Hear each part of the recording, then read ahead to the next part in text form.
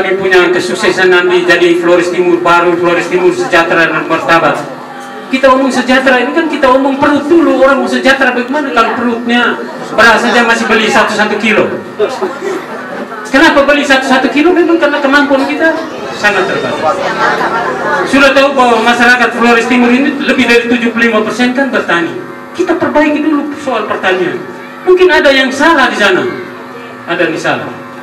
Saya keliling-keliling di Flores Timur ini, ada balai penyuluhan pertanian.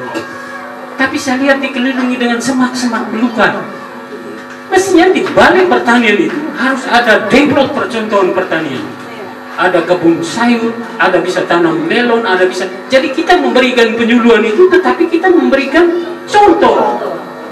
Dan itu zaman Pak Soeharto dulu presiden itu sudah pernah ada itu. Bapak-bapak kita yang bertugas di sektor itu, mereka selalu ada demplot.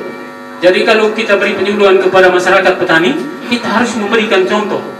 Nanti orang bilang, engkau omong aja, orang pada engkau sendiri tanam teh bisa. Kan seperti itu. Begitupun bidang peternakan.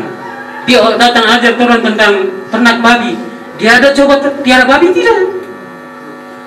Dan sebenarnya ini juga bukan kita punya teman-teman tenaga teknis yang salah. Tetapi pengambil keputusan, pengambil kebijakan itu yang salah, tidak melihat itu. Seolah-olah orang itu sakitnya lain, dikasih obat yang lain, bagaimana mau sembuh?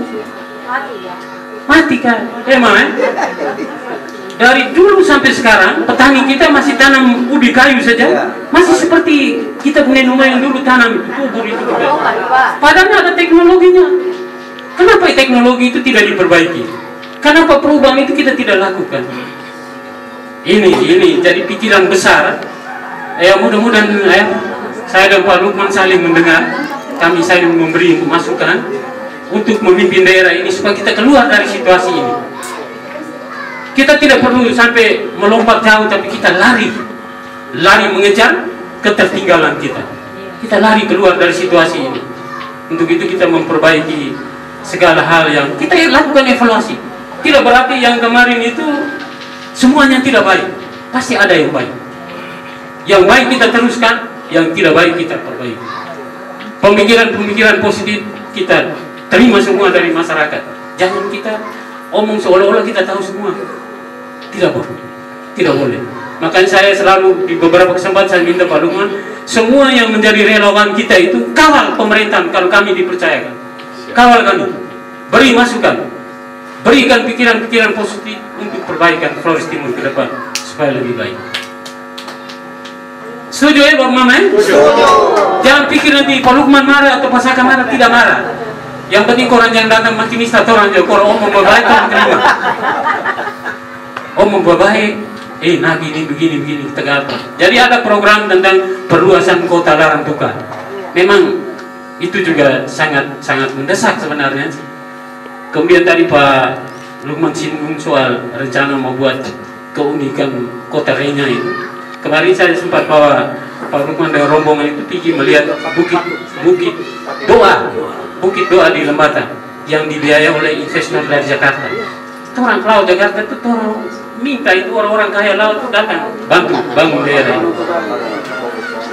Kalau orang laut Jakarta juga orang sendiri peranjak karena lihat Jakarta maju, orang balik gua mau jadi apa orang? Jadi Bapak Mama sekalian, jadi kita harapkan pada kesempatan Pak Lukman dan saya datang di sini, kakak adik semua ini kita anggap kakak adik. Orang tidak sedang menjelekan siapa-siapa. Semua yang orang lakukan ini hanya untuk kepentingan bawah tanah. Pasti teman-teman lain yang mau maju juga pasti punya niat yang sama, yaitu gelekat bawah tanah. Tapi saya punya pertimbangan pribadi yang sangat terakhir untuk saya itu bahwa soal kemapanan ekonomi tadi. Kemapanan ekonomi. Jadi kalau orang lesu lapar, orang datang badoi, satu kantong plastik keluar, pasti nyanyora tanya kau domba apa? Domba doi, bapak le ambil juga. Orang sebagai susah begini, kau ambil benar. Tapi kalau mama terpusing dengan keadaan itu karena lauk belakang banyak, dia tidak akan suruh terambil kan begitu. Jadi hal-hal yang ini menjadi pertimbangan supaya orang lebih menjadi pemilih yang cerdas. cerdas ya, jangan orang ketuk pintu denari itu angka 250 jo tusuk dia, harga diri dorong tidak ada. Kalau orang mau ngomong ini Pak Lukman ini jalan dengan kita ini sudah terlalu banyak uang yang dia keluarkan.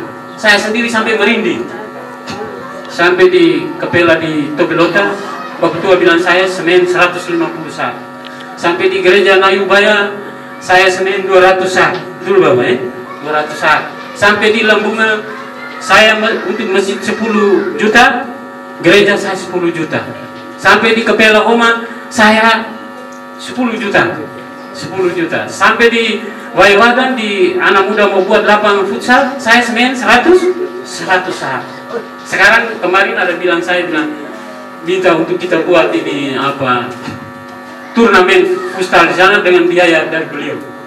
Saya bilang nanti kita bicarakan supaya kalau kita buat karena di kompleks gereja, kalau ada kita terima kartisnya terus hasilnya kita kasih untuk gereja kan luar biasa kan.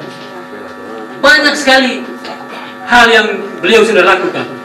Dan itu kalau orang lain mungkin lebih tersimpan tunggu serangan fajar bagi-bagi. Beliau tidak mau, tidak mau. Dan ingatkan kepada saya juga untuk teh boleh terima doi dari siapa-siapa yang mau bantu orang. Teh boleh terima. Karena orang maju pilkada dengan menerima bantuan dari orang, orang harus balas jasa orang itu. Dan itu orang mulai rusak pelan-pelan. Rusak pelan-pelan. Orang harus beri kompensasi kepada dia apa yang harus orang berikan.